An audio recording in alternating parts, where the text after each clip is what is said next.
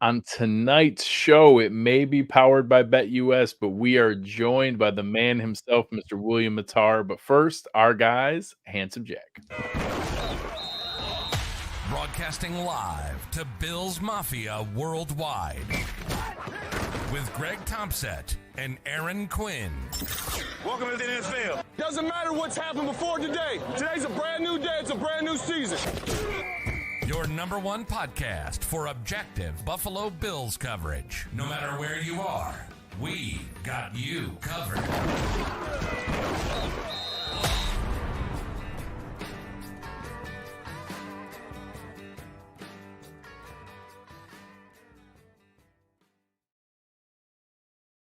Good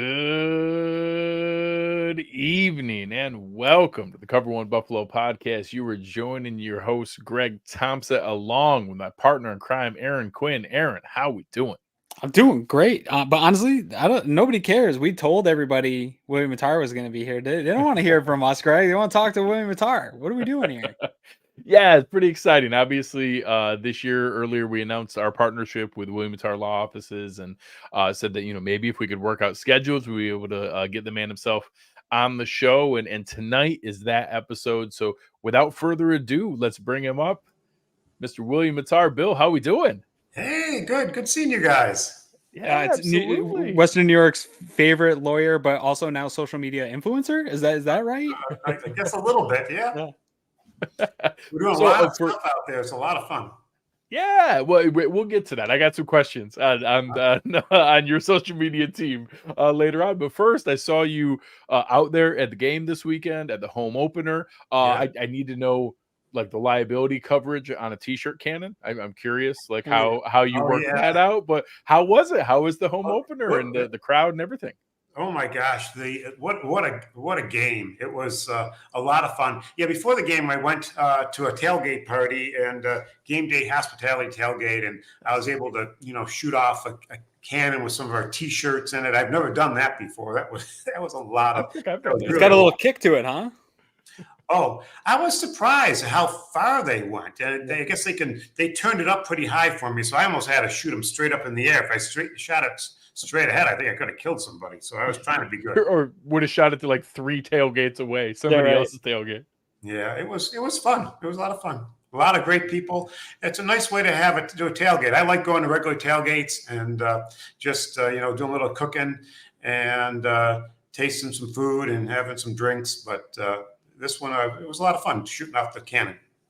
Nice. Aaron and I are always spoiled. We usually get invited to our guy Drew Gear does a show Rockpile, and he's partnered with Amon, who does Q42, like the barbecue brand, and they work with Reed Ferguson, and now have kind of created something together. And like they're nice people, and I like them, but I go there because they're phenomenal cooks, and they always have an amazing spread of goodies and amazing food that's there. So, how about the game itself? How is the atmosphere? How is everybody into it? We had gone a couple years here where a lot of road openers and like the home opener wasn't until week 2 or even week 3. So this one was right off the bat, but it was weather here in Western Europe. Oh my gosh, the home opener too. Amazing, an uncommon opponent, so not one that had a ton of history or anything to it.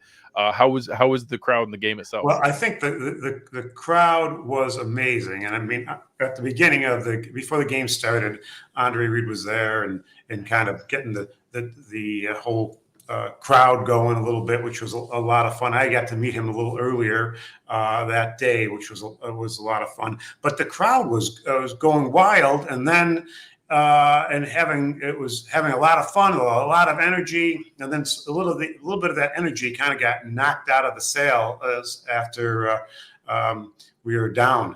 And our defense at the beginning was a little shaky, I would say, and that was getting some people a little worried. But everyone was yelling and screaming and having a great time. Do you remember the point in the game where you say like that kind of, I've been in the stadium where you get punched in the mouth a little bit and it gets a little quiet and everybody's on the edge of their seats, is feeling a little antsy. But do you remember the point in the game? Because at home sitting and that feel of we're big fans of momentum and things like that. And it felt like Bills kind of got it back with the double dip at halftime. Is that when the stadium kind of got back into it around that? Yes, and everyone at the game, they even in that first half, they were really working on trying to keep the energy up, and I think people were really working on that and going. But then, thank goodness we were able to kind of turn it around right before halftime a little bit, and that I think that really helped us into the second half. And then I think the coaching did a pretty good job of trying to get our team their head back into the game and kind of let them understand that they can do it. Having 17 doesn't hurt. Yeah. God. Oh my gosh. I can't imagine like the pop and the reaction when he did the hurdle touchdown going in. Like I won't lie. Like I go a lot to preseason games. Right. So the last time I was at an actual impactful regular season or real game was before Josh. So I've never actually watched Josh Allen in person in a game that was meaningful. I've seen a preseason game each year, but I do them all downstairs because we do the show right afterwards. It does make me a little jealous. I want to hear that pop once in person. Oh my God.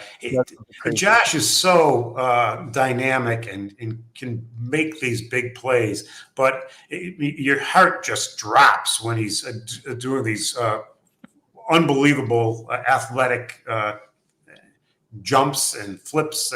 But he's getting popped from two directions and going down, but he knows how to make the plays. It just scares everybody. Everyone they love the big play, but no one wants them to get hurt. I mean, that's... And we have no coverage on that type of collision, correct? Right. If he gets her in the end zone, there's nothing you can do to help us out in that instance. No. I do motor vehicle accidents. He's like a motor vehicle accident. Seriously, some of those collisions are. Yeah. So one day we will get a little bit into the social media because I saw your prediction, a video go out there across social media platforms, and it was 12 wins, correct? You had the Bills at 12 wins this year, and I don't think that's crazy, Bill. I think some people might be looking at you like a homer, but I went through the game by game with you. I don't think you're out of whack there for some of your prediction. I am a bit optimistic, I think at times, because you never know what's going to happen. I was just dying with the first half of this game because you never know what's going to happen, and so it's scary. I think predicting these things too on the surface is tough because like you didn't know what Arizona Cardinals team's going to show up, right? Or these early games. I think you gave actually this one to Miami early. You split with Miami. The loss to Kansas City, like those are fair. All the ones that you picked were fair. And I think the wins you picked were fair as well. After this home opener and a little bit of the early struggles, you still on that 12 win. Has anything changed for your season predictions? You still riding with them? I'm still very hopeful. You don't really know until a little later on in the season and see who's hurt because someone always gets hurt, and it's just a matter of do we have the depth to be able to deal with the injuries? Because there's going to be injuries. I mean, my predictions would not. It won't be true at all. Won't even be close if we have one of our star players get hurt. Well, you look at, Sunday was a great example. No one expected Cam Lewis and Jamarcus Ingram to play a big role, but all of a sudden you lose Taron Johnson. I don't think most of us knew that Cam Lewis was going to be that third safety. Last year they would bring Jordan Poyer down almost like a dime linebacker and bring in Taylor Rapp as a third safety. They were going to do that with Cam Lewis, but then in the game, Cam Lewis had to go in at nickel to replace Taron Johnson, and now Jamarcus Ingram had to come in as a third safety where he didn't even practice. Like that wasn't even in the game plan. So that depth and having kind of that backup plan to go to in real time is pretty crazy to be able to do. So kudos to them. In that initial game, stepping away from the game a little bit, I won't lie. As we kind of worked with you to get set up as a sponsor, we were excited because obviously you're such a known, brand around Western New York and, so generous and with your time and with everything in the community. But I don't know that I was familiar with your willingness on social media. So I got to know, how does your social media team convince you to do some of the things they get you to do in these videos? And for anyone who's not familiar, we have a good handful of them ready here. So I'm just going to share one or two before we get started. Unexpected splashes can be fun. Unexpected crashes are not fun. Hurt in a car, call William Mattar. 444-4444.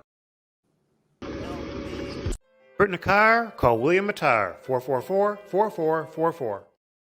I gotta say, that second one, the rolling one, my wife, when I sent it to her, I could hear downstairs. I sent it to her on Instagram, and I could hear her downstairs audibly just laughing out loud, a real LOL in real life. So you got one out of her, Bill. So, and I love it. It's so fun. It's engaging. I think that your team is really good about finding like what's trending and what's going on. But that only matters if you're willing to play along and have the humility. The best sport of anybody that I've seen. It's fantastic.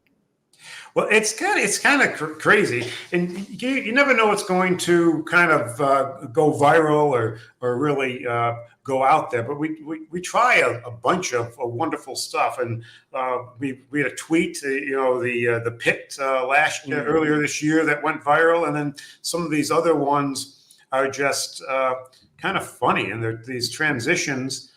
People love these transitions, and they're a lot of fun. I really am not a fan of them having me, doing some dancing here and there, and I shouldn't be dancing. It's ridiculous.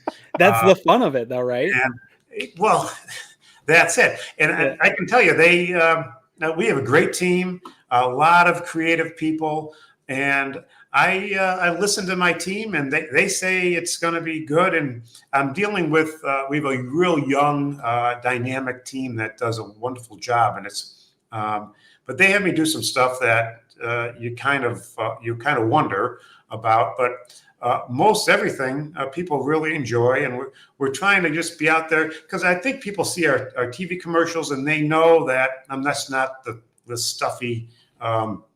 Lawyer in the suit. I mean, we're not the largest motor vehicle accident firm in the state because we don't know what we're doing. We know what we're doing, but at the same time, we can be friendly, engaging, and outgoing. And I think that's what we're trying to get across. I think approachable is another one there. That's a good word, yeah. That you guys show off. And have you in the I know we all talk to Bill's content creators and stuff in the attorney niche market. Have you heard from other attorneys of because you've kind of captured something in the marketing space of attorneys? It's been very traditional. I'm a big fan of marketing. It's so traditional of billboards and radio and all podcasts, things of this nature. And to come out with this guerrilla plan out of nowhere and create some viral stuff that doesn't always work in every industry. And I think you've gotten it to work in an industry that doesn't always work. And are other lawyers jealous of your ability to capture that audience? Well, I don't know about jealous. I know we always try to just lead the way with a lot of the things that we do,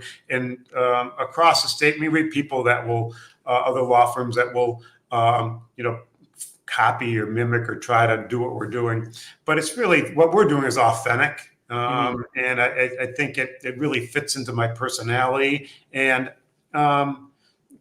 so for me, it works out pretty well because I am approachable, and I do love speaking with people and joking around, and so for me it really works. And so but it's hard to go be kind of one of the first law firms out there that really are really putting themselves out there in this way. It's a lot of fun. It's a little scary at times, but as I say, were you ever worried the silliness aspect of it would be taken the wrong way, or once it got out there, you realized people would embrace it? Well, there's always a little bit of fear with that because you don't know what's going to happen. I mean, and people could take it as a negative. It seems that the feedback we're getting has been extremely positive. And you've got a fan in my wife. She's following and just looking for all your stuff. Right. And we have so much great content going out all the time. It's just amazing. It is kind of a numbers game sometimes. I joke with my team all the time. Guys will ask, there'll be some stuff where a video takes off, and there'll be another one where they worked really, really hard Super and thought hard it was for it, great, yeah. and it doesn't go. And I tell them all the time, listen, the internet doesn't make sense, man. Like if you could like read the algorithm like a book, it'd be easy, but we don't know. Like some stuff just takes off, and you can't help it, and there's nothing you can do. My It's best very tweet this organic. week's got like 12 likes on it. It's just sitting there, nobody cares.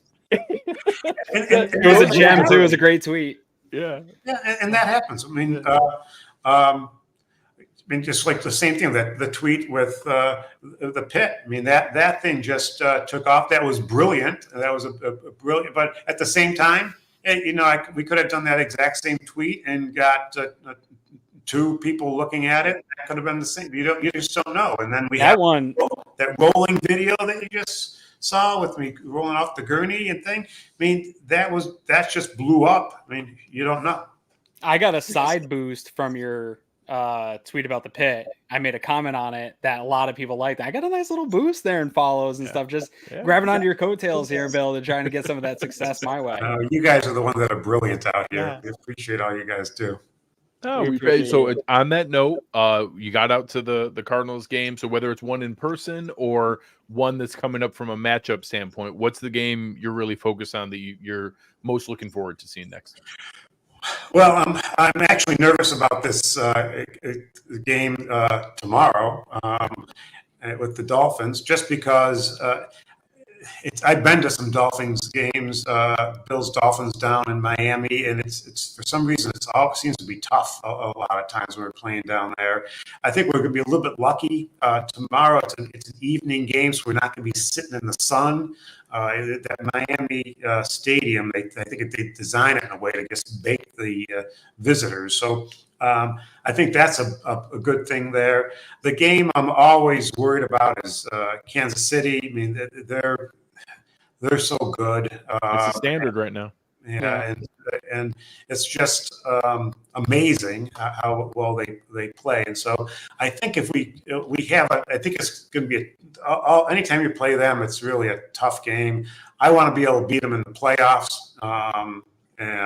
We've gotten them in the regular season a couple times. It hadn't done us any good so far. Right. So that's really what we have to do. And so I don't know. There's a lot of tough games coming up, and we just got to keep on going, and hopefully we can figure out to keep that defense going, and we can have some of our players break out. We have some tight ends that we have I think we have some great potential. We just hope Josh Allen can figure out a way to hit some of those, some fast passes and short passes in the beginning of the game, and then maybe the middle of the game, get some long balls out there for us and see what happens. Love it. Well, anything else you want to share with the folks? What's the next project your team's got you working on? Oh, well, we're always busy. We've done a lot of stuff with the motorcycles throughout this summer, and we help a lot of people on motorcycles and big truck accidents. But some of the community stuff, we're really looking forward to October. We're doing the breast cancer awareness, and we really try to help with that across the state in Western New York. And it's really just a wonderful thing. And then, I mean, obviously, and then we go into November, we do adopt a shelter animal.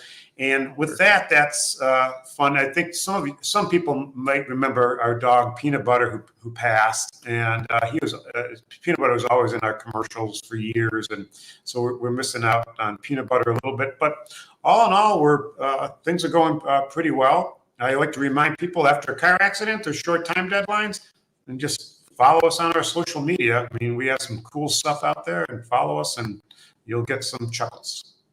That's it. And maybe, who knows, maybe a William Mattar, Aaron Quinn wing Bills review in the future coming up. I would love to do that. That would be a blast. My people, your people will get together, get some wings, make this work. Well, I mean, I love eating wings. Yeah. Some wings and some good beer.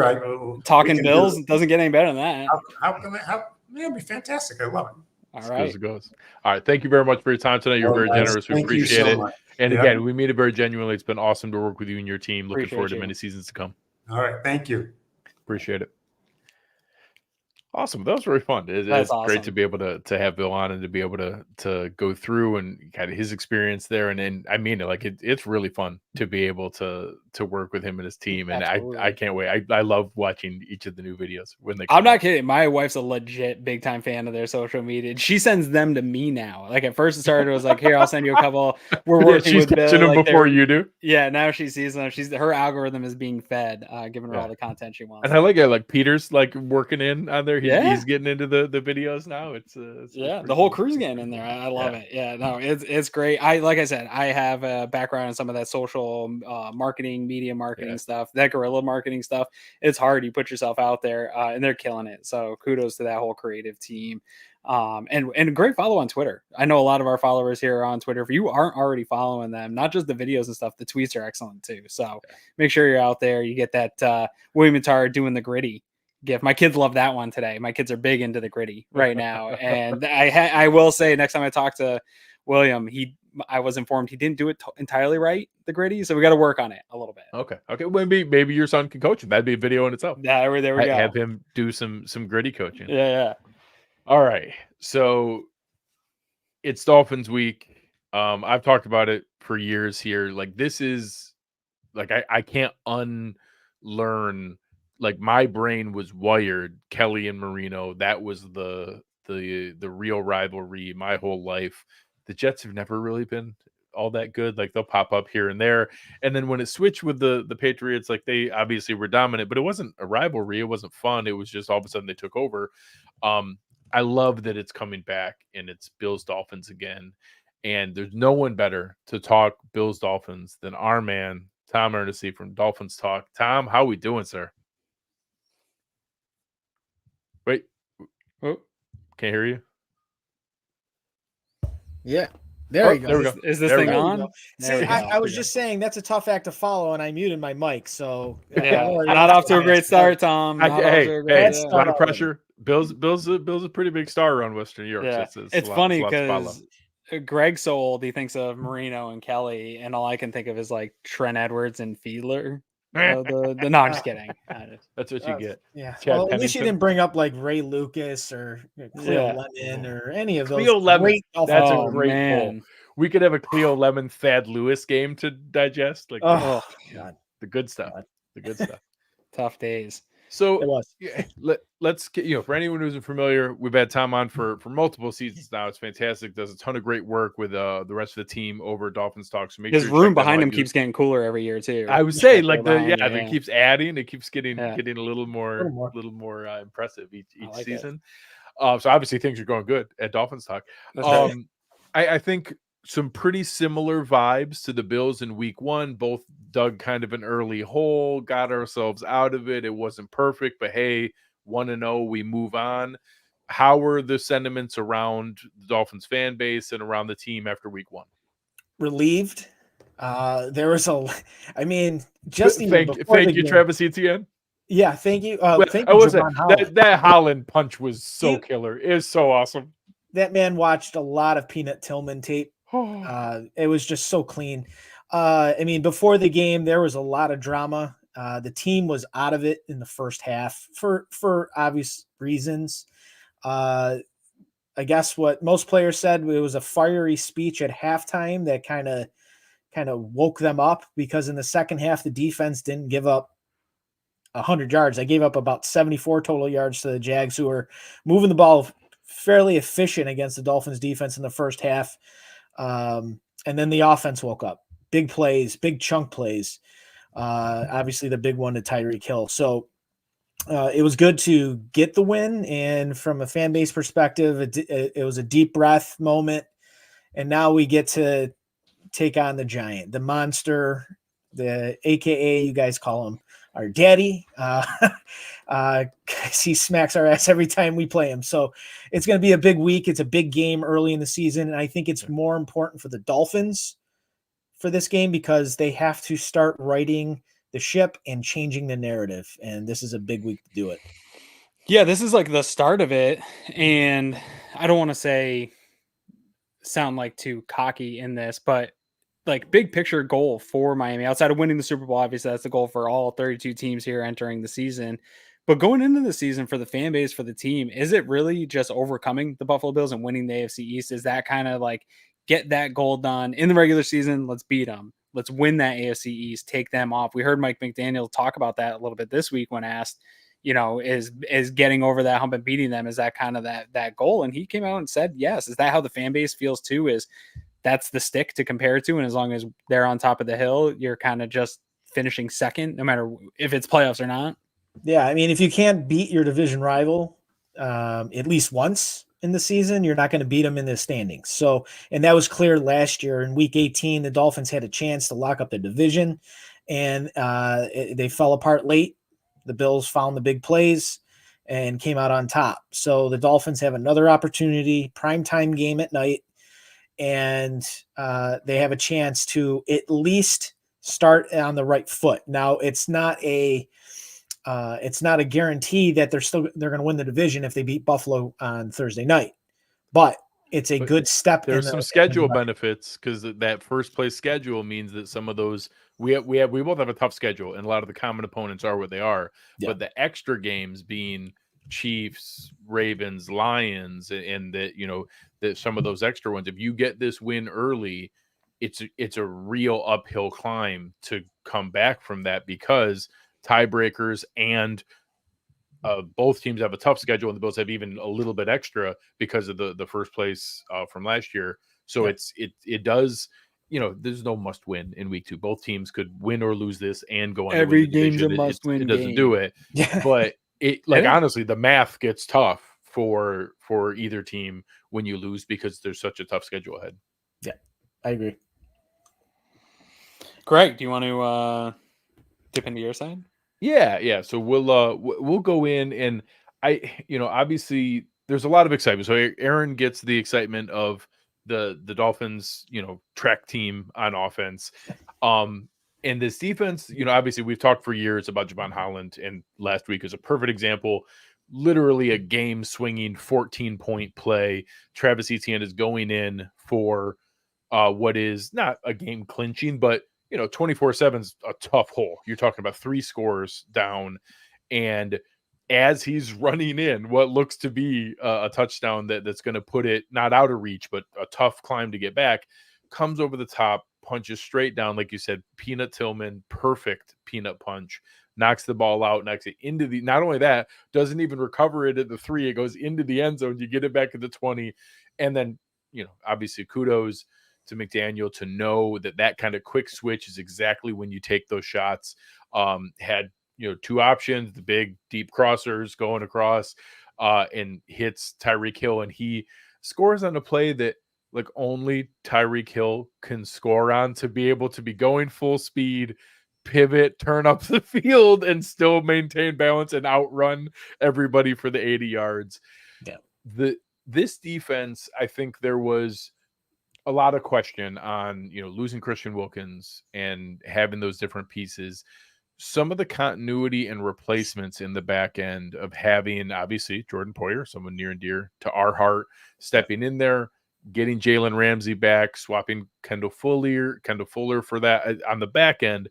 How are you feeling about how it's meshing together and what they can do to free things up on the front? How is that back end coming together with the couple new pieces with Holland and Ramsey and Kohu?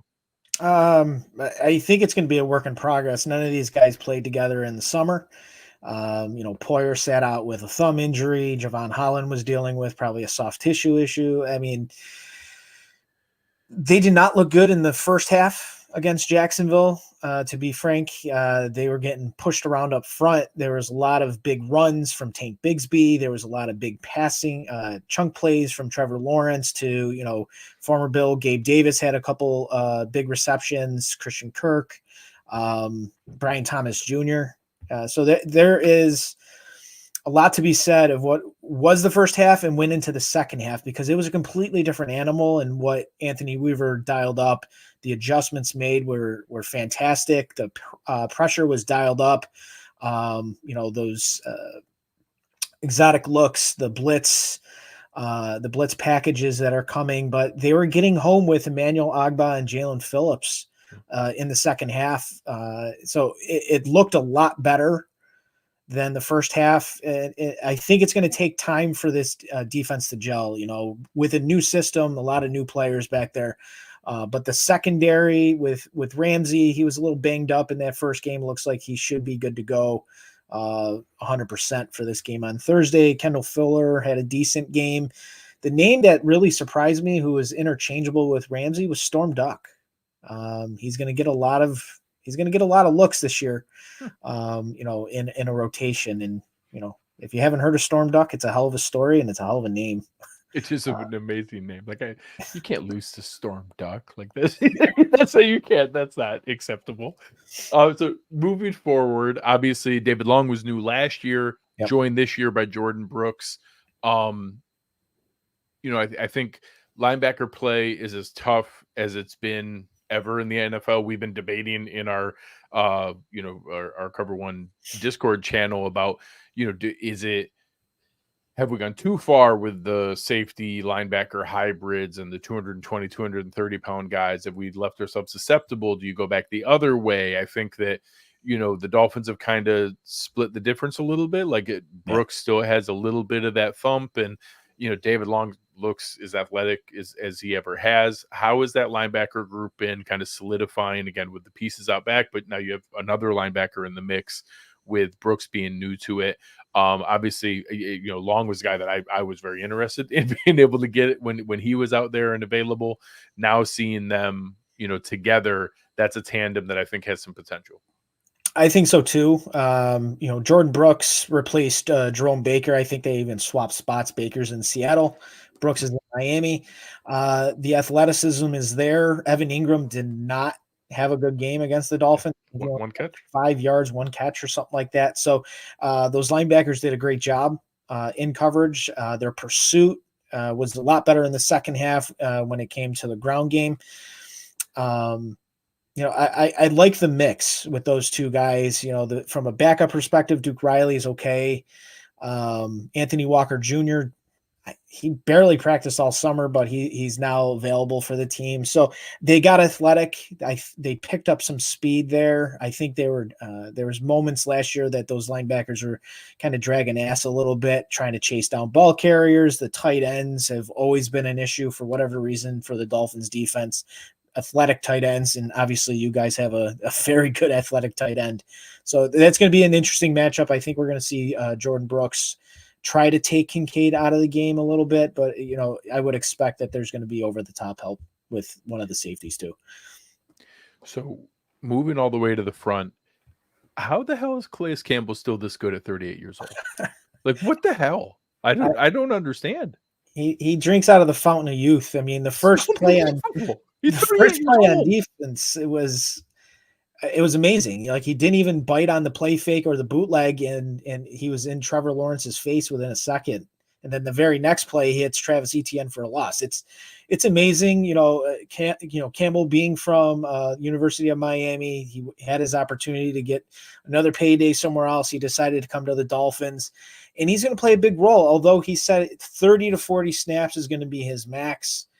Based on the age of 38, but he played 34 last week, and it was a very good 34. It's unbelievable. Like, the man was in the same, like, Chris Long is now a podcast host. Like, he was in the same draft as him. Like, it's just unbelievable to now have a guy. He and I were in high school at the same time. Calais Campbell and I were in high school at the same time. It's crazy.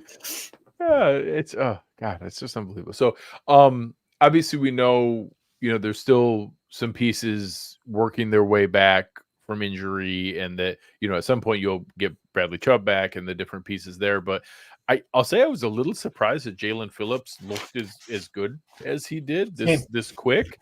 That was really impressive. I think obviously once you get, Chop's a young player. I love the Muhammad Kamara pick, later on. I think developmentally there's a lot to look for there. You get the injuries. I think that probably is what brought back Ogba. Like, I know that was kind of a late signing for him to come back, but I think the rotation of everything, the depth is good, but having that real, like, who's the guy that you can count on the big 3rd and 7. And I didn't think Jalen Phillips was going to be ready for that this early, but I mean, he looked pretty darn close to his regular self in week 1. I was very surprised. I figured, he was going to be on a very limited snap count, but the pressures that he was able to get, the way he was moving the offensive tackles back into the pocket, and then he finally got that sack in the fourth quarter. It just shows his work ethic. It shows that 65% of snaps right off the bat. It looks good. I hope it continues. On a short turnaround, I would assume he'd probably be in that 60% defensive snap range. Hopefully Bradley Chubb will be back in the next 3 to 5 weeks. That will definitely springboard this defense a little bit more and have much more rotational depth. Like you said, Chop Robinson, he's a raw player, but he's athletic and he's got a hell of a first step. I would like to see him move inside a little bit this week, if I'm being honest.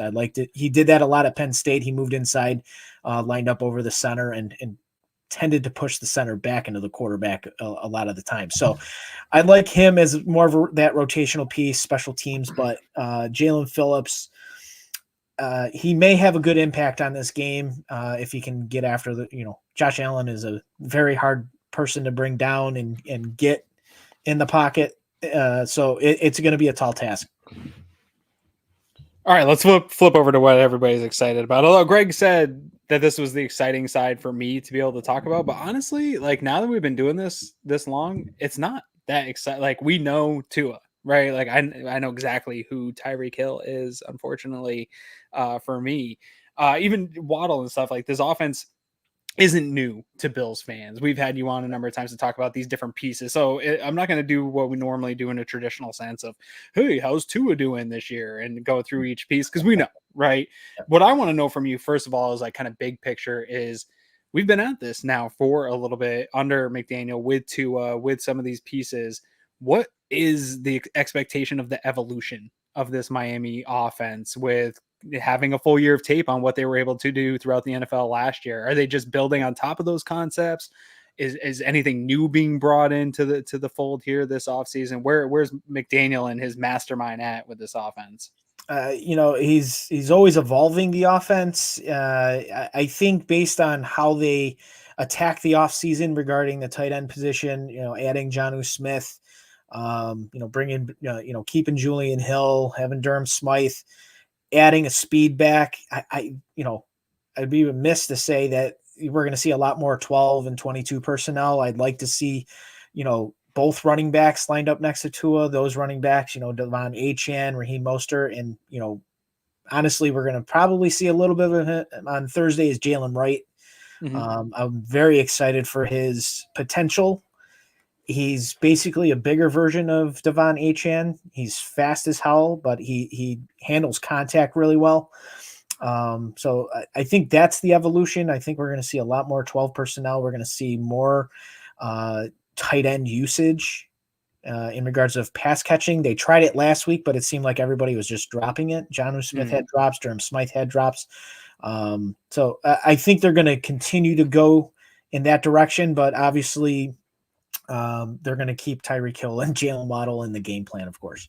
Yeah. Before I get to the next question, actually, you brought up Achane. Is that looking like he's going to play? It was trending like he's going to be a game time decision tomorrow, probably playing. I think that's some gamesmanship. A lot of bringing it up here to a lot of the video that had surfaced from Cam Wolf down there in South Florida.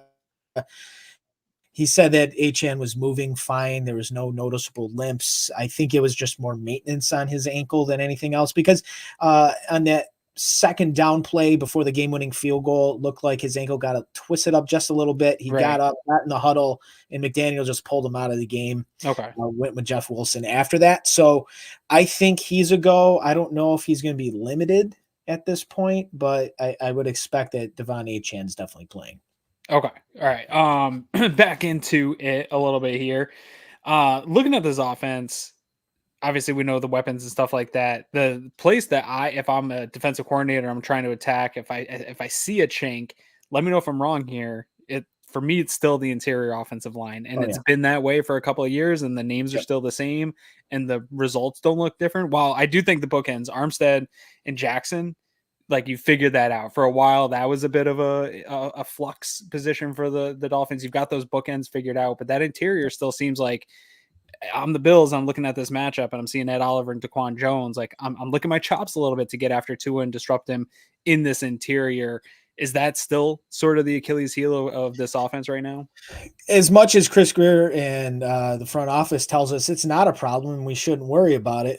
Yeah, we're worried about it. In fact, Liam Eichenberg starting at right guard is still a big problem in my opinion.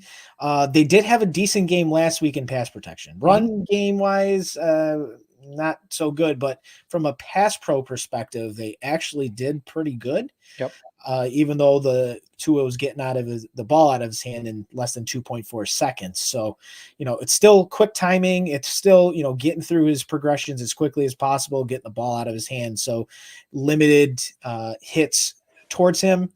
I think the fact that the Tua lost 11 pounds and he added some shiftiness to himself. Last week when he took off and he led the team in rushing in the first half, as much as that's crazy. He looked more nimble. And he was moving around in the pocket fairly well outside of the 2 sacks that he took, which was completely stupid on his part. But yeah, the interior of the offensive line is still going to be a problem. Rob Jones had some penalty issues last week. Aaron Brewer had a couple snaps that were, Tua caught the snaps, but they definitely were not on target. But he was coming back from a hand injury, so I'll give him some grace there. As long as they can hold up in pass pro and open up some running lanes, which, they do a lot of outside zone running. So they don't try to run it up the gut unless it's, obviously those 3rd and 4th and shorts. But yeah, it's a problem point for the Dolphins fan base, obviously not with McDaniel and Chris Greer. But yeah, the Bills are definitely going to attack the inside there and try to get Tua off his spot. Yeah. My last one for you is obviously we know Tyreek Waddle, don't need to talk about that too much, but depth in that wide receiver room also seems like a bit of a chink in the armor where if one of these guys, and we've seen it the last couple of years, one of them gets dinged up a little bit, the depth just doesn't seem there this year. Is that just because of the guys that are already injured we're supposed to be taking some of that depth piece, or is it really a concern of depth beyond your top heavy stars at that position? I think at this point it's based on injuries, not having Odell Beckham Jr., who, for his credit, he wanted to go. The team decided to put him on the shelf for 4 weeks and get him ready to go for maybe that Patriots game before the bye week. Malik Washington, who is supposed to be Loved him in the draft. Some sort of part of the offense and special teams. He's got a quad injury. He's not going yet. Hopefully that gets resolved in the next 10 days after this game is over so he can make his debut in Seattle. I think he brings a lot of juice. He's got good hands. Anytime a little receiver gets the sign of approval from Steve Smith, I'm on board. Yep. Like anytime if Steve Smith says that this little guy's got it, I'm on board. I would have loved to take a stab at him. I was not pleased when you guys got him. And when you're relying on, Braxton Berrios, we lost Craig Kraft for a period of time. Taj Washington, Anthony Schwartz. It's half your injured reserve as receivers. Yeah. So there's going to be a call up on the practice squad this week. I think Eric Uzakama might be a name if he's healthy. I think they're going to bring him up. They already brought up Chosen once, so I think they're going to kind of pick and choose which wide receiver to bring up from the practice squad. I would think that Uzakama would be a guy just because he has that ability to do the jet sweeps. And he's a taller receiver, so if you get in the red zone, he's an option. So, yeah, depth is a problem. Hopefully it gets resolved. These injuries kind of get this team back where they were before everything happened during the summer. Okay. So, you know the routine here, right, Greg? Tell him what he's got to do. He knows what he's got to do. So again, a new thing is our Pick'em is now sponsored by and powered by BetUS. We're very excited to be able to work with the awesome people over there. If anybody's wondering, be able to go now. You can get 150% on your first 3 deposits for anyone here supporting us. You use promo code YouTube150. Fastest payouts in the business. Fantastic user interface to be able to find your bets. So, Tom, each time we go through here, I've seen you even kind of calming your fan base that, hey, we can talk trash when we start winning some of these and trying to make it the rivalry that we've known that it's been. I don't think it's more than one. You got to win more than one. Just let's get that out there and real clear that one's not going to cut it for talking trash. No. But there is something to it. Like I don't quite know, because I don't think the teams are terribly different in talent level. Like obviously we both root for the teams we root for. I don't think the Bills are head and shoulders better than the Dolphins, but 11-1 makes it look crazy to be able to do that. And obviously we know the guy that tilts as much of that matchup as possible. Brian Flores. Is the week did a lot of that. Oh, clearly. Is this the week that the Dolphins get it back and get one on their side of the ledger? If it's not now, then when? Right? I like the Dolphins' chances tomorrow night. Being that it's going to be low 80s and the humidity is going to be in the mid 80s, it's not going to feel like it's nighttime there. It's going to feel like it's 2:00 in the afternoon. Granted, no sun, but that's going to be some dense air down in South Florida. It's supposed to rain most of the day. So they're going to get an opportunity on a short week. Bills losing Taron Johnson. Hopefully he's back sooner than expected. I think that's a matchup they're going to want to try to take advantage of, and I think they're going to try early. What it's really going to take is you got to stop Josh Allen, and that's easier said than done, but they have to find a way to do it. I hope Anthony Weaver has a scheme up his sleeve. He went against Josh Allen quite a few times as a defensive line coach in Baltimore. And he brings a lot of what Mike McDonald did to the Dolphins, a lot of 3 safety look, kind of interchangeable, a lot of blitzing. And the Dolphins have had success getting to Josh Allen. The problem is they can't close the games out when they have the opportunity to do so. So this is, if not now, when? I think they get it done tomorrow. I think they win, but it's going to be close. I think it's going to have some sort of semblance to Week 18 last year. I think it's going to be like 21-17, 23-20, something like that. But it's going to be tight. I like it. Let the folks know what you guys got going on next at Dolphins Talk. I know Steve here in the chat was talking about watching your guys' show earlier. We always recommend, as our folks are kind of doing their prep, getting ready to know what the latest is, we always turn them to Dolphins Talk. What do you guys got going? So we launched a Patreon, Dolphins Talk Extra. It's only a few bucks a month to join. We've got a Discord chat, a lot of fantasy stuff going on there. It's a lot of fun, and we, social media, it's very hard to talk football and provide opinions without someone, saying things that don't really go to the conversation. So yeah, it's good conversations all across in the Discord and things like that. So that's what we have going on new. And obviously our website, DolphinsTalk.com, and our YouTube page, Dolphins Talk. A lot of good stuff from our folks there, podcast every single day, and hoping for a good game and no injuries on both sides, and may the best team win tomorrow. Love it. Always fun as always. Looking forward to another fun and exciting game, and like you said, health for both teams. So appreciate you as always. We'll talk again soon, Tom. All right, thanks guys. Take care. Take care, buddy. So I'm going to bring that graphic back up here, Aaron. Is again, our show tonight is powered by BetUS. It's interesting to see, the Bills. You get money, you get a little bit of juice. If you bet $10 on the Bills and they win, you win 11. Yeah. I don't hate that.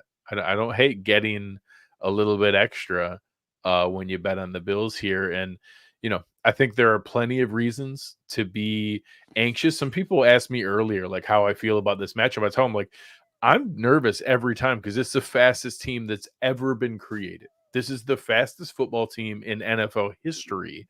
So I'm always going to be anxious.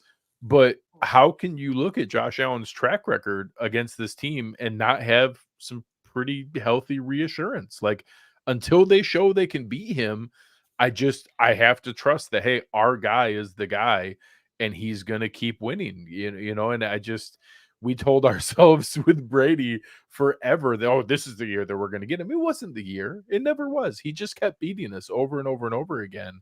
And, there's a lot of it. Charles here talking about get two off his first read.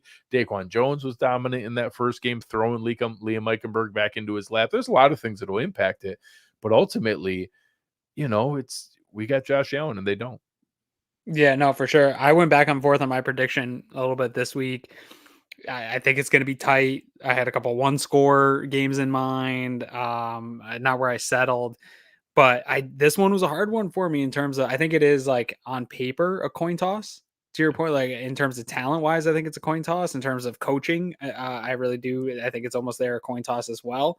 But to your point, like the track record doesn't lie, and I know it's a new year and all that stuff. But until I see the Dolphins beat Josh Allen and do it with any type of consistency, where Josh Allen has been able to, and the Bills with Josh Allen have been able to do it with the consistency that they have, I have a hard time picking against. And that's to your point. We've done it with Mahomes for years. I don't pick against Mahomes and the Chiefs. I don't pick the Bills to beat them because we don't see it that much, right? Especially in the big moments. It was the same thing like you mentioned with the Patriots. I would just stop picking the Bills. Like I couldn't do it until I saw it with my own eyes. And so I'm sort of at that point right here with the Bills and Dolphins. But this spread that BetUS is having, that it really shows that it really is like a coin toss for this one here. And so at least I feel like I'm right. Whenever I'm close to a betting line like that, then I know that I'm in the close ballpark. So do you want me to give my score first? Or I went first last time. Let's have yours first this time.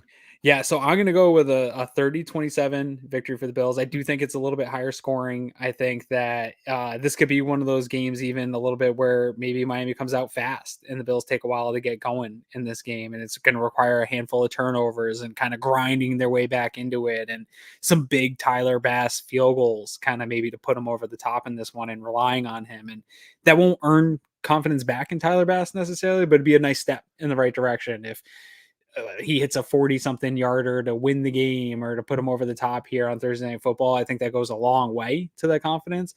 But I think it's going to be that kind of game where it's a field goal at the end, whoever gets possession last, lots of points running up the board and just real tight right down to the wire. Maybe, coming down to whoever gets that last possession and can get their field goal kicker out there.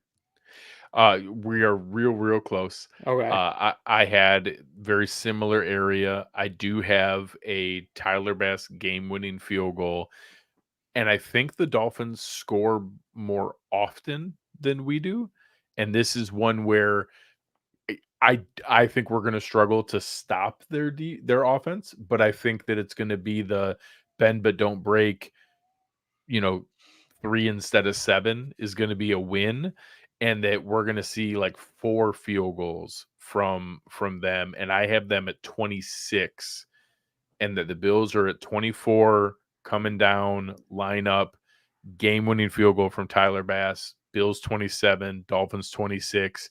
And it's really the boost mentally that not only Tyler Bass, but like the Bills fans need to really feel good about him in a clutch moment. Like you said, a tough one, 47-yarder, and he hits that to be able to win the game. Bills 27, Dolphins 26. So if you have a prediction for this game, go over to our friends at BetUS. Be able to check it out again. 150% bonus on your first 3 deposits up to $2,000 with code YouTube150.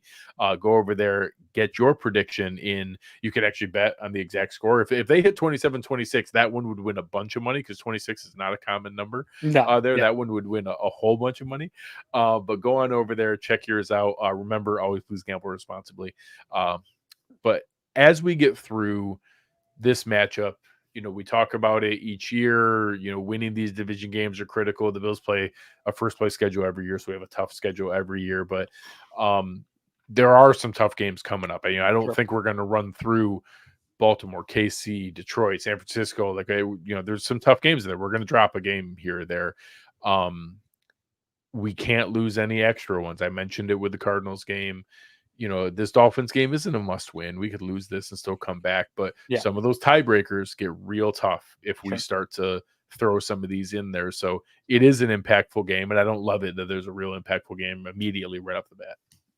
Yeah, I don't, but you know what? This couldn't line up. And I don't love Thursday night football ever. Not once have I liked it. But if you're gonna have it be a common opponent early in the Yes. season like this. And Also, even McDermott acknowledged the preparation they could do during the offseason and in the 2 weeks between the last preseason and now. You can't do that dual prep right. during the year where you could prepare for the Cardinals and Miami.